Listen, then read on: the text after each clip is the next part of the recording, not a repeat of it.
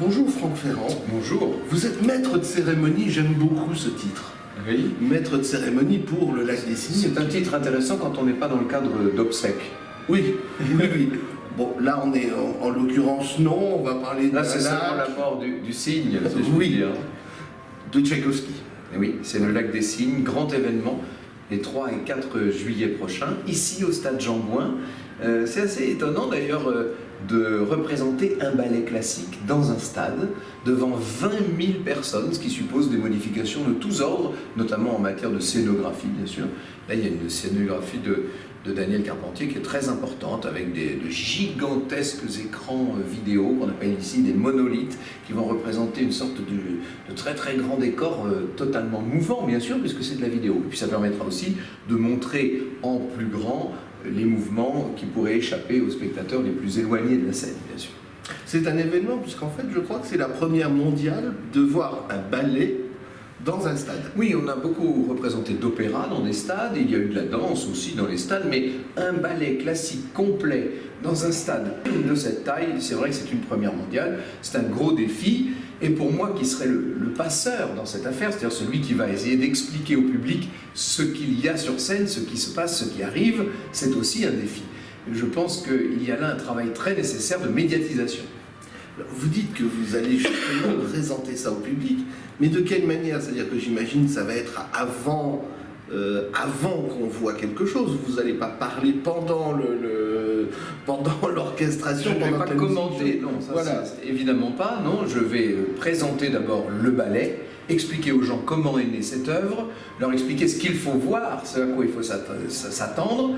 Je leur raconterai l'histoire aussi, parce que tout le monde n'est pas censé connaître l'histoire du Lac des Cygnes, donc acte par acte, on pourrait même dire tableau par tableau, je reviendrai sur des coins de la scène pour expliquer aux gens ce qu'ils vont voir, et pour faciliter, pour donner une clé, parce qu'il est bien évident que le public dans un stade n'est pas tout à fait le public d'une salle de ballet, et que, entre nous soit dit, même dans les salles de ballet, il y en a beaucoup à qui ça rendrait service qu'on leur explique un peu, qu'on leur livre les clés de l'œuvre.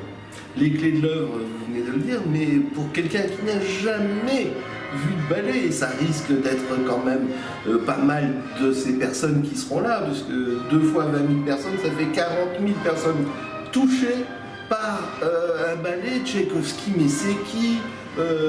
Mais il a quel âge? Vous voyez ce que je veux dire? Des questions. Mais ça, ce sera mon rôle. Je suis là précisément pour donner un certain nombre de clés et pour que personne dans cette soirée ne se sente laissé pour compte. Il faut que tout le monde soit emporté dans la fièvre du ballet, parce que ce qu'il y a d'extraordinaire quand vous avez eu la chance d'assister à quelques grandes représentations, vous savez qu'il se passe quelque chose. Il y a un moment où vous êtes emporté littéralement, où vous ne savez pas si vous devez rire ou pleurer, tellement c'est émouvant, tellement c'est fort.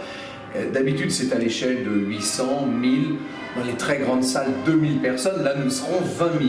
Il est probable d'ailleurs que ça crée une sorte de concentration particulière, 20 000 attentions en même temps, ensemble dans un même lieu, ça devrait porter les danseurs. Il n'y a pas intérêt à avoir peur de la foule. Ah non, ça, si vous avez peur de la foule, changez de métier.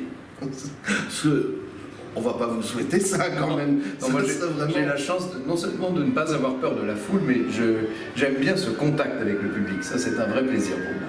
Et là, le contact avec le public, il va être... Vous allez vous retrouver sur la scène, devant, du côté de l'orchestre, vous savez déjà comment... Alors je vais me promener un peu, oui, je vais me promener un peu sur la scène et je vais jouer avec ce qu'on appelle les monolithes, c'est-à-dire ces espèces de grands écrans verticaux.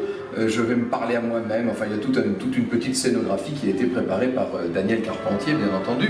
Tout ça est mis en scène, il faut en même temps que ça ait l'air le plus naturel, le plus spontané possible.